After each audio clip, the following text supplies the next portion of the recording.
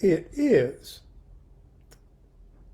February 1st, 2023, and the beginning of Black History Month, and the rent's due, and it's the first day of Constance Stimber. Her birthday is on the 27th. And our son's birthday, Jean Paul, is on the 28th. But anyway, what I've got here is Equinox Volume 1. There's 10 numbers in Volume 1. Volume 1, number 7. And I'm continuing what I started yesterday, sitting in the car in the parking lot.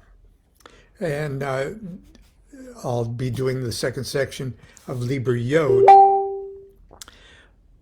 But I was also thumbing through this Equinox Volume 1, number 7, because there's little poems and fun little doodads and bonbons and plays and other very interesting things included in the Equinox. It was sort of like a magazine on steroids at first, and it came out every 6 months for 5 years. And if you recall, just a few weeks ago, I did a whole series of Monday morning talks here, or morning talks, about Layla. And I was reading from the Book of Lies. And I was so impressed that the devotional, the spiritual and physical devotion Crowley showed to Layla Waddell. I mean, he was just crazy in love with Layla. And had I recalled this little tiny poem that's in the Equinox number 7 here, I would have included it in that series of talks. So I'm going to share it with you this morning, just before we get going on this second meditation thing for Liber Yod. And here it is. It's called The Four Winds.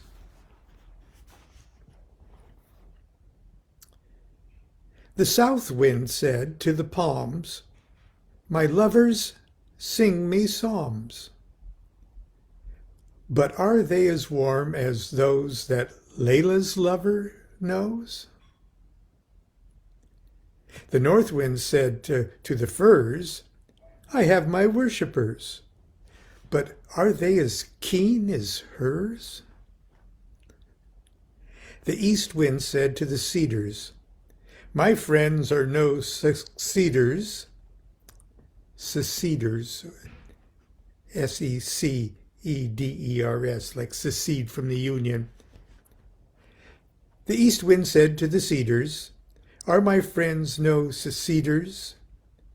But is their faith to me as firm as his faith must be?" The west wind said to the yews, "My children are as pure as dews. But what of her lovers, muse?" So to spite the summer weather, the four winds howled together. But a great voice from above cried, "What do you know of love? Do you think all nature worth the littlest life upon earth? I made the germ and the ant, the tiger and the elephant. In the least of these there is more than your elemental war. And the lovers whom ye slight are precious in my sight. Peace be to your mischief brewing. I love to watch their wooing." Of all this Layla heard never a word. She lay beneath the trees with her lover at her knees. He sang of God above and of love. She lay at his side well satisfied, and at set of sun they were one. Before they slept, her pure smile curled, God bless all lovers in the world. And so I say the selfsame word. No doubt God overheard. Isn't that sweet? Okay. Remember yesterday, Liber Yod, which is very short. So, Liber Yod is the book of drawing to a point. And here are described 3 methods whereby the consciousness of the many may be melted to that of the one. And remember, yesterday there was an actual ceremony of ceremonial magic utilizing the floor space of a magical circle made up of, the circle, and then within it the 3 lozenges and the Tao or Tau cross. And the sigil there that I've drawn more or less shows the order of the Sephiroth as going from 10, 9, 8, 7, 6, 5, 4, 3, 2, 1. So that was yesterday's. And today's a more straightforward meditation. The second method. Let the hermit be seated in his asana, robed, and let him meditate in turn upon every several part of his body until that part is so unreal to him that he no longer includes it in his comprehension of himself. For example, if it be his right foot, let him touch that foot and be alarmed, thinking, "A foot! What is this foot? Surely I am not alone in the hermitage." And this practice should be carried out not only at the time of meditation, but during the day's work. This meditation is to be assisted by reasoning, as this foot is not I. If I should lose my foot, I should still be I.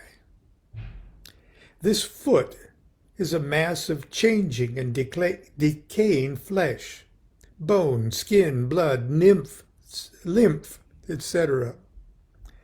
Well, I am the unchanging and the immortal spirit, uniform, not made, begotten, formless, self-luminous, etc. This practice being perfect for each part of the body, let him combine the workings until his whole body is thus understood as the non-ego and as illusion. Then let the hermit, seated in his asana, meditate upon the Muladhara chakra. That's the root chakra at the base of the spine, and its correspondence as a power of the mind, and destroy it in the same manner as aforesaid. Also by reasoning, this emotion, or this memory, or this imagination, intellect, will, whatever, is not I. This emotion is transient, and I am immovable.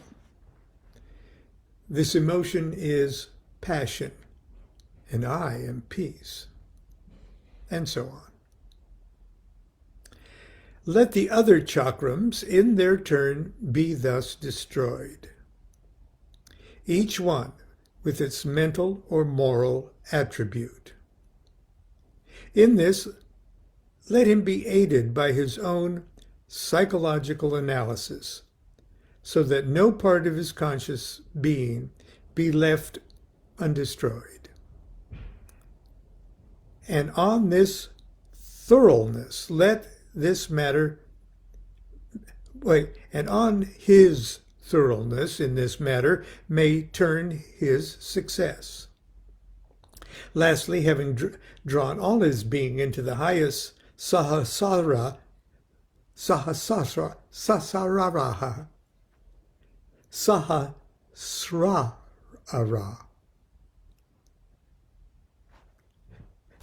take your pick. The big one, okay. Let him remain eternally fixed in meditation thereupon. Aum. So that is the second method. And we're so far ahead time-wise today, I'm going to read the third and last method of drawing the many to a point. Third method, let the hermit stimulate each of the senses in turn, concentrating upon each until it ceases to stimulate. And this is in brackets. The senses of sight and touch are extremely difficult to conquer. In the end, the hermit must be utterly unable by any effort to see or feel the object of those senses. Wow. This being perfected, let him combine them two at a time. For example, let him chew ginger for taste and touch, and watch a waterfall, sight and hearing, and watch incense, sight and smell, and crunch sugar in his teeth, taste and hearing, and so on. These 25 practices being accomplished, let him combine them 3 at a time, and then 4 at a time. Lastly, let him combine all senses in a single object. And herein may a 6th sense be included. Here is then to withdraw himself entirely from all these stimulations.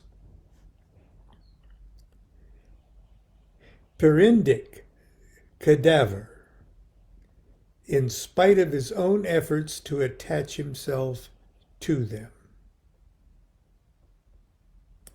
By this method, it is said that the demons of the Ruach, that is, thoughts and memories, are inhibited, and we deny it not.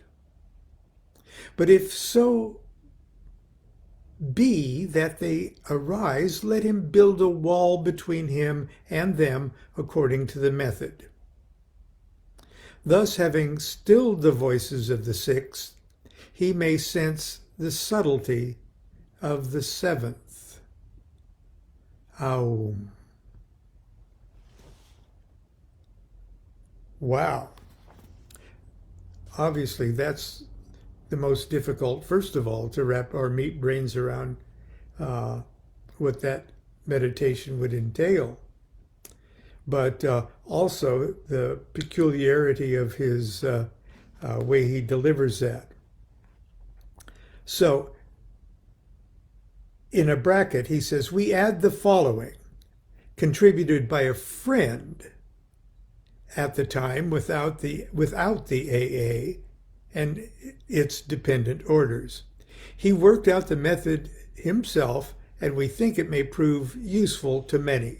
So now he's going to add this that he says was added by someone else who was outside of Crowley's teachings in particular. And here's what it says. 1.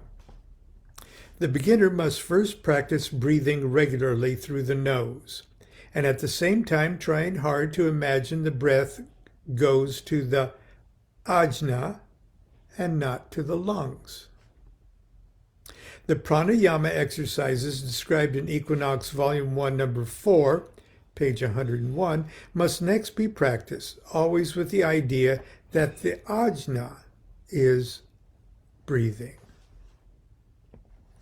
Try to realize that power, not air, is being drawn into the ajna and being concentrated there during kumbhaka and is vivifying the ajna during expiration. Rather, try to increase the force of the concentration in the ajna than to increase excessively the length of the kumbhaka, as this is dangerous if rashly undertaken. 2. Walk slowly in a quiet place. Realize that the legs are moving and study their movements. Understand thoroughly that these movements are due to nerve messages sent down from the brain, and that the controlling power lies in the ajna. The legs are automatic, like those of a wooden monkey. The power in the ajna is that which does the work, that which walks. This is not hard to realize and should be grasped firmly, ignoring all the other walking sensations.